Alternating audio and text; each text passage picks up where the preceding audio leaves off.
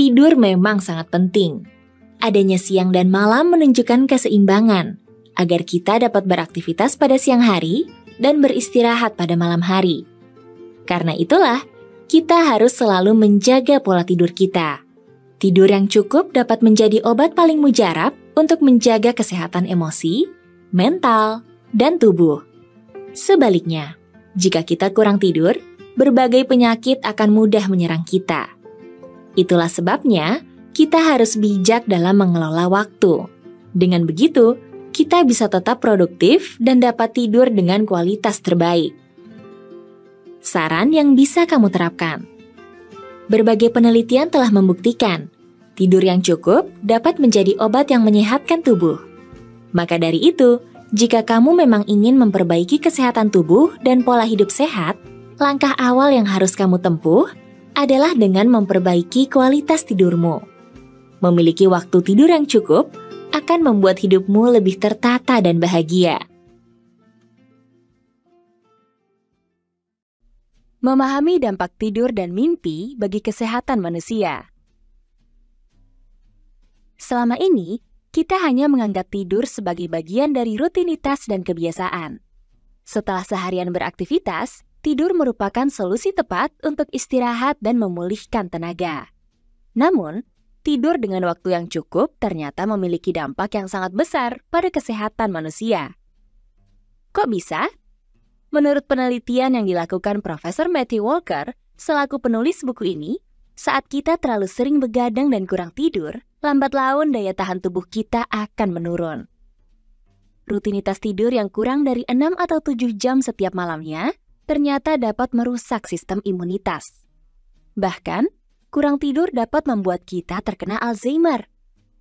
Oleh sebab itulah, kita harus mulai memahami dan menerapkan pola tidur yang baik, agar tidur yang kita miliki menjadi lebih berkualitas.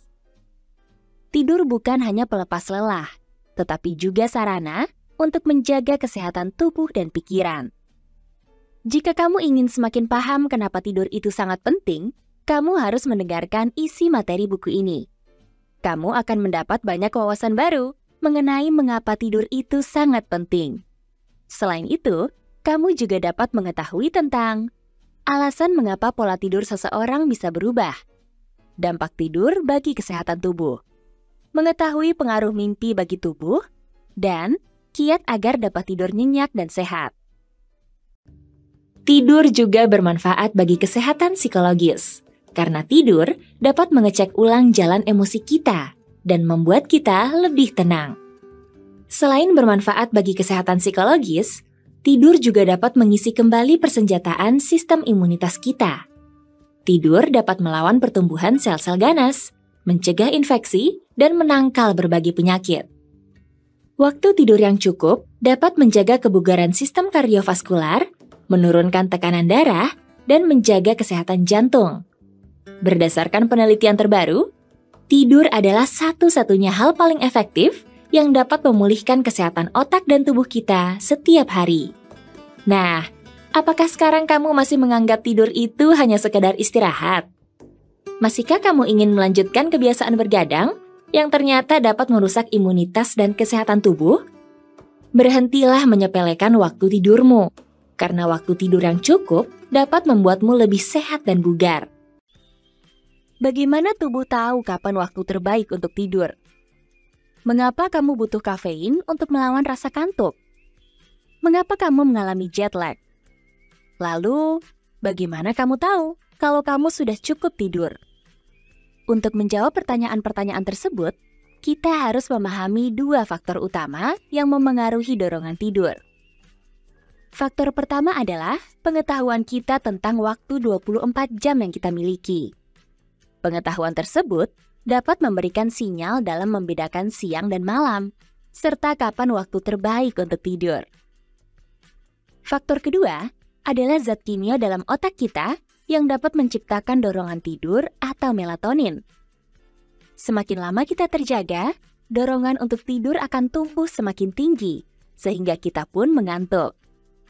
Keseimbangan 2 faktor ini dapat membuat kita lebih waspada terhadap pola tidur yang kita miliki. Kita jadi tahu kapan merasa lelah dan membutuhkan tidur, serta tahu apakah kita sudah tidur nyenyak atau belum.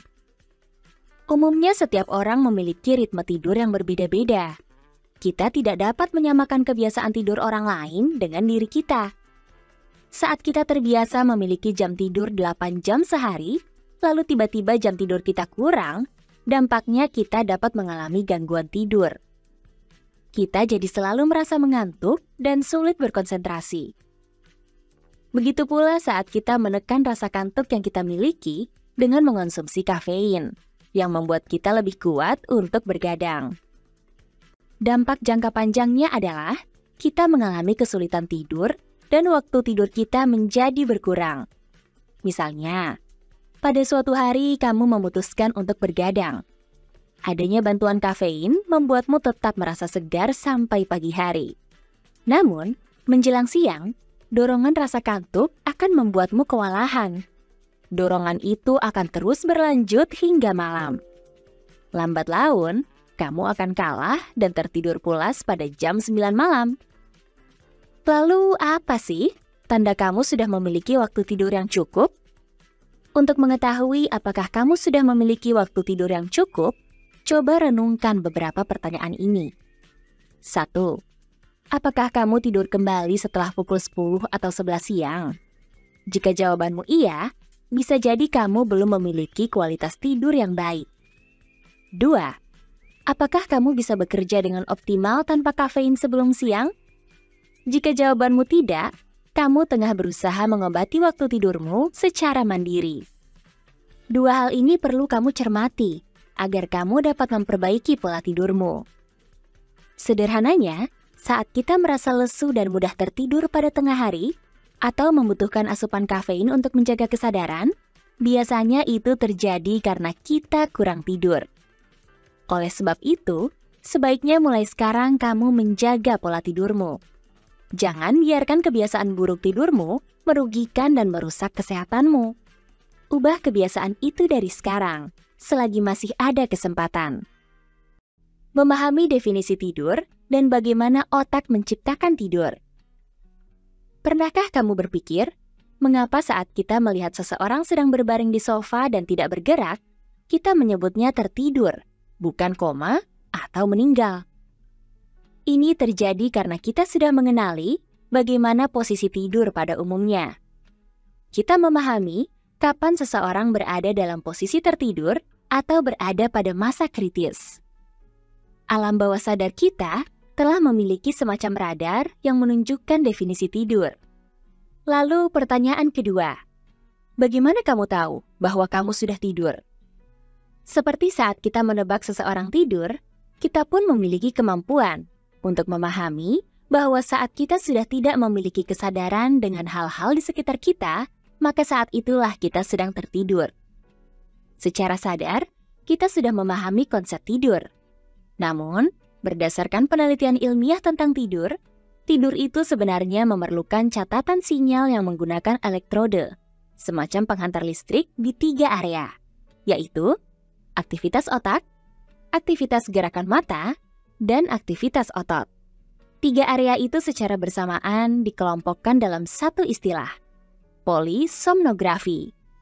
Artinya, bacaan atau grafik, tidur atau somnus, yang tersusun dari sinyal atau poli. Saat ini polisomnografi digunakan sebagai alat tes kesehatan untuk mengetahui gangguan tidur. Dalam sebuah percobaan, saat bayi tertidur dengan gerakan mata masih aktif, maka grafik yang terlihat akan sama aktifnya seperti saat terjaga. Sebaliknya, saat bayi tidur tanpa gerakan mata, maka grafik gelombang otak pun terlihat tenang. Para ilmuwan menamakan fase tidur pertama sebagai non-REM, alias non-rapid eye movement, atau tidur dengan gerakan mata lambat. Dan fase tidur kedua disebut REM, alias rapid eye movement atau tidur dengan pergerakan mata cepat. Lalu bagaimana otak menciptakan tidur? Penulis menjelaskan bahwa sebelum kita tidur, aktivitas otak saat terjaga akan terlihat naik turun, seperti tabuhan drum.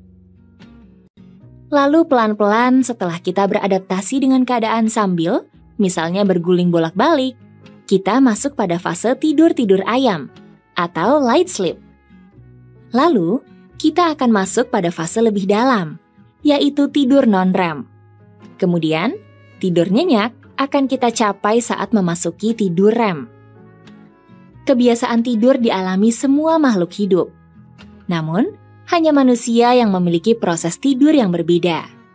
Pola tidur kita tidak seperti makhluk hidup lainnya, karena jumlah waktu tidur dan kapan kita tidur sudah diatur secara komprehensif dengan cara yang modern. Seru ya, mempelajari definisi tidur dan fase tidur yang kita alami? Ternyata, ada proses panjang yang kita masuki saat ingin tidur nyenyak. Uniknya, pola tidur manusia itu berbeda dengan makhluk lainnya. Sekarang, apakah kamu dapat membayangkan bagaimana gelombang otak kita saat tidur? Siklus tidur manusia itu berbeda-beda berdasarkan usia. Bagaimana siklus tidur yang kita alami? Apakah tetap atau berubah sesuai dengan jenjang usia kita? Berdasarkan apa yang dipaparkan penulis, sebelum kita lahir, ternyata kita sudah memiliki siklus tidur sendiri. Pada saat kita masih dalam kandungan atau masih berupa janin, sebagian besar waktu kita habiskan dalam keadaan tidur. Durasi waktu tidurnya sekitar 6 jam tidur non-REM, 6 jam tidur REM, dan 12 jam lainnya belum diketahui secara pasti keadaannya. Namun, yang pasti, janin tidak dalam kondisi sadar secara penuh. Pada bayi yang baru lahir, siklus tidurnya langsung memasuki fase tidur REM setelah menyusu. Bayi memiliki pola tidur yang berbeda dengan orang dewasa. Bayi memiliki pola tidur polifasik, yaitu tidur pada siang hari dan bangun pada malam hari. Namun jangan khawatir, pola tidur bayi akan berubah seiring bertambahnya usia. Lalu saat remaja, pola tidur kita akan mengalami perubahan, terlebih dengan padatnya aktivitas yang harus dilalui. Selain dipengaruhi aktivitas, pola tidur juga dipengaruhi oleh kadar melatonin atau dorongan tidur yang terus meningkat. Pada usia remaja, kita memiliki instruksi tidur atau tidak sesuai jam yang kita kehendaki. Akibatnya, kita tidak tertarik tidur pada jam 9 malam. Berbeda lagi dengan jam tidur masa paruh baya dan lanjut usia. Pola tidur pada masa ini lebih kompleks, apalagi jika sudah terpengaruh efek pengobatan, sehingga siklus tidur menjadi lebih sedikit. Padahal, sebetulnya kita sama-sama membutuhkan tidur yang cukup untuk menjaga imunitas dan kesehatan. Ternyata pola tidur bisa berubah ya. Bagaimanapun, baik bayi, anak-anak, remaja, maupun orang dewasa sama-sama memerlukan waktu tidur yang cukup. Kebiasaan bergadang bagi remaja dapat memicu awal mula terjadinya skizofrenia. Begitu pula bagi orang tua, pola tidur yang tidak baik dapat memicu berbagai gangguan kesehatan. Nah, bagaimana dengan pola tidurmu saat ini?